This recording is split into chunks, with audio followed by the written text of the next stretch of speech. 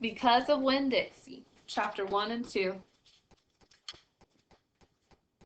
written by Kate DiCamillo.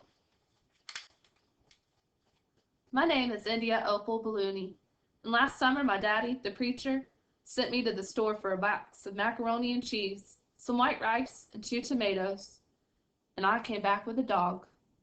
This is what happened. I walked into the produce section of the Winn Dixie grocery store to pick out my 2 tomatoes, and I almost bumped right into the store manager. He was standing there all red-faced, screaming and waving his arms around. "Who let a dog in here?" he kept on shouting. "Who let a dirty dog in here?" At first, I didn't see a dog.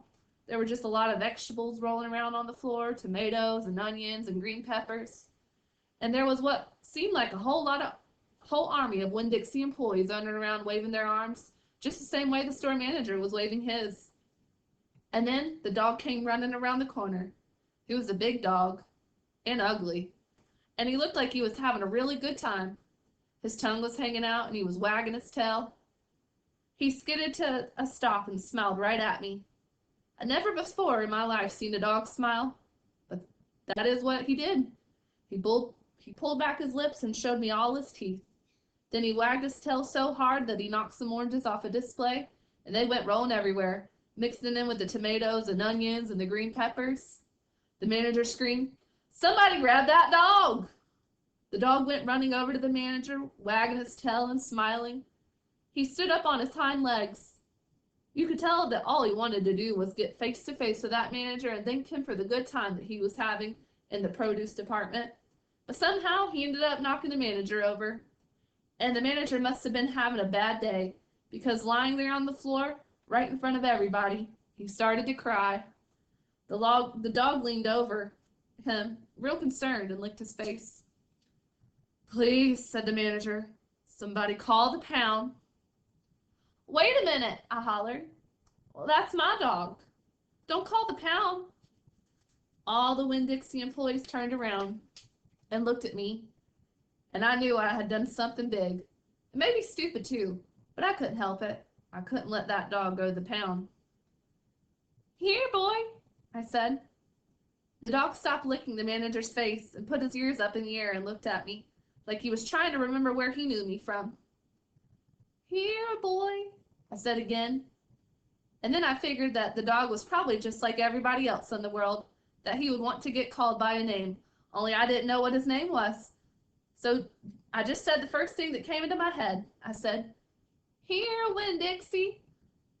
And that dog came trotting over to me just like he had been doing it his whole life. The manager sat up and gave me a hard stare, like maybe I was making fun of him. "It's his name," I said, "honest." The manager said, "Don't you know not to bring a dog into a grocery store?" "Yes, sir," I told him. "You got in by mistake. I'm sorry. It won't happen again." "Come on, Winn Dixie," I said to the dog. I started walking, and he followed along behind me as I went out the produce department and down the cereal aisle and past all the cashiers out the door. Once we were safe outside, I checked him over real careful, and he didn't look that good. He was big but skinny. You could see his ribs, and there were bald patches all over him, places where he didn't have any fur at all. Mostly he looked like a big piece of old brown carpet that had been left out in the rain. "You're a mess," I told him. "I bet you don't belong to anybody." He smiled at me. He did that thing again where he pulled back his lips and showed me his teeth. He smiled so big that it made him sneeze. It was like he was saying, "I know I'm a mess." Isn't it funny? It's hard not to immediately fall in love with a dog who has a good sense of humor. "Come on," I told him. "Let's see what the preacher has to say about you." And the two of us, me and Winn Dixie, we started walking home. Chapter 2. That summer I found Winn Dixie was also the summer me and the preacher moved to Naomi, Florida, so he could be the new preacher at the Opens Arm Baptist Church of Naomi. My daddy isn't a good preacher. My daddy is a good preacher and a nice man, but sometimes it's hard for me to think about him as my daddy, because he spends so much time preaching or thinking about preaching or getting ready to preach. And so, in my mind, I think of him as the preacher. Before I was born, he was a missionary in India, and that's how I got my first name. But he calls me by my second name, Opal, because that was his mother's name, and he loved her a lot. Anyway, while me and Winn Dixie walked home, I told him how I got my name, and I told him how I had just moved to Naomi. I also told him about the preacher and how he was a good man, even if he was too distracted with sermons and prayers and suffering people to go to grocery shopping. But you know what? I told Winn Dixie, you're a suffering dog, so maybe he will take to you right away. Maybe he'll let me keep you. Winn Dixie looked up at me and wagged his tail. He was kind of limping like something was wrong with one of his legs. I had to admit, he stunk. Bad. He was an ugly dog, but already, I loved him with all my heart. When we got to the Friendly Corners trailer park, I told Winn Dixie that he had to behave right and be quiet, because this was an all-adult trailer park, and the only reason I got to live in it was because the preacher was a preacher, and I was a good, quiet kid. I was what the Friendly Corners trailer park manager, Mr. Alfred, called an exception, and I told Winn Dixie he had to act like an exception too. Specifically, I told him not to pick any fights with Mr. Alfred's cats or Miss Detweller's little gappy Yorkie dog Samuel. Winn Dixie looked up at me while I was telling him everything, and I swear he understood. Sit, I told him when we got to the trailer. He sat right down. He had good manners. Stay here, I told him. I'll be right back. The preacher was sitting in the living room, working at the little fold-out table. He had papers spread all around him, and he was rubbing his nose, which always means he's thinking hard. Daddy, I said. He said that. Daddy, you know how you're always telling me that we should help those less fortunate than ourselves? He said. He rubbed his nose and looked around at his papers. Well, I said, I found a less fortunate at the grocery store. Is that right? He said. Yes, sir, I told him. I stared at the preacher really hard. Sometimes he reminded me of a turtle hiding inside its shell, in there thinking about things and not ever sticking his head out into the world.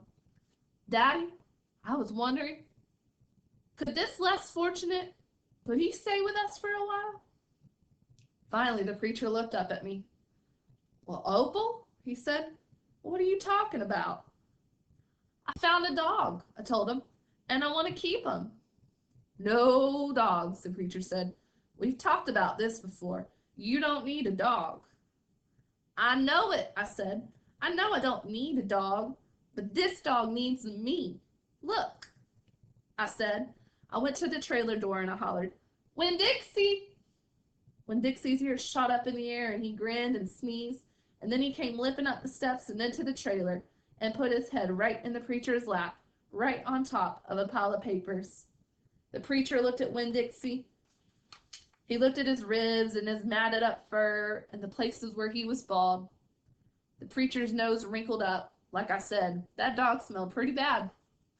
Winn Dixie looked up at the preacher. He pulled back his lips and showed the preacher all of his crooked yellow teeth and wagged his tail and knocked some of the preacher's papers off the table. Then he sneezed and some more fluttered to the floor. What did you call this dog? The preacher asked. Winn Dixie, I whispered. I was afraid to say anything too loud. I could see that Winn Dixie was having a good effect on the preacher. He was making him poke his head out of his shell. Well, said the preacher, he's a stray if I've ever seen one. He put down his pencil and scratched Winn Dixie behind the ears. And a less fortunate, too, that's for sure. Are you looking for a home? The preacher asked real soft to Winn Dixie. Winn Dixie wagged his tail. Well, the preacher said, I guess you've found one.